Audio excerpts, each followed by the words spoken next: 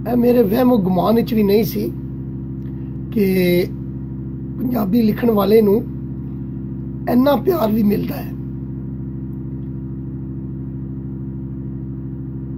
ਮੈਨੂੰ ਪੱਕਾ ਯਕੀਨ ਹੈ ਕਿ ਮੇਰੀ ਬੋਲੀ ਕਦੇ ਨਹੀਂ ਪਛੜੇਗੀ।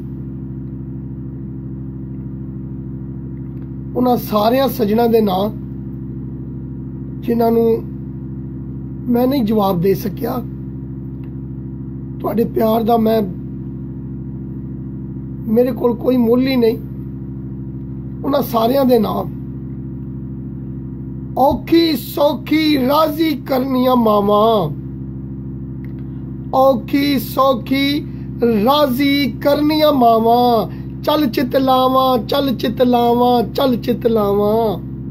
ਮਾਂ ਦਾ ਵੇੜਾ ਖਿੜ ਖਿੜ ਜਾਵੇ, ਇੰਜ ਰੱਜ ਰੱਜ ਭੰਗੜੇ ਪਾਵਾਂ।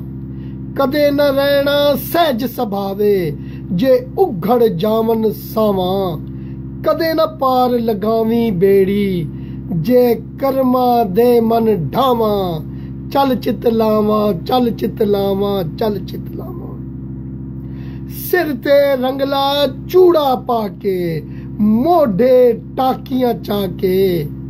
ਸਿਰ ਤੇ ਰੰਗਲਾ ਚੂੜਾ ਪਾ ਕੇ, ਮੋਢੇ ਟਾਕੀਆਂ ਚਾ ਕੇ।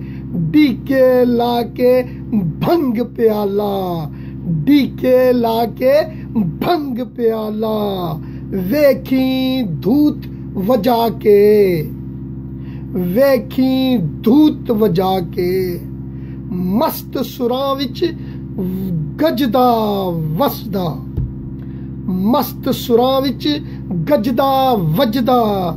ਝਾਂਜਰਾ ਛਣ ਛਣਕਾਵਾਂ, ਚੱਲ ਚਿੱਤ ਲਾਵਾਂ ਚੱਲ ਚਿੱਤ ਲਾਵਾਂ ਚੱਲ ਚਿੱਤ ਲਾਵਾਂ। ਖਾਣਾ ਤੂੰ ਧਰ ਕੱਲੇ, ਪਉ ਸਿੱਧੇ ਰਾਏ ਝੱਲੇ। ਚੱਲ ਮੁੜੀਏ ਮਾਂ ਦੇ ਵੱਲੇ, ਬੇੜਾ ਤਰਿਆ ਰਾਵਲ ਸਾਈਆਂ, ਬੇੜਾ ਤਰਿਆ ਰਾਵਲ ਸਾਈਆਂ। ਜੇ ਰਾਹ ਨਾ ਔਖੇ ਮੱਲੇ, ਫਿਰ ਵੇਖੀ ਠੰਡੀਆਂ ਛਾਵਾਂ। ਚੱਲ ਚਿੱਤ ਲਾਵਾਂ ਚੱਲ ਚਿੱਤ ਲਾਵਾਂ ਚੱਲ ਚਿੱਤ ਲਾਵਾਂ।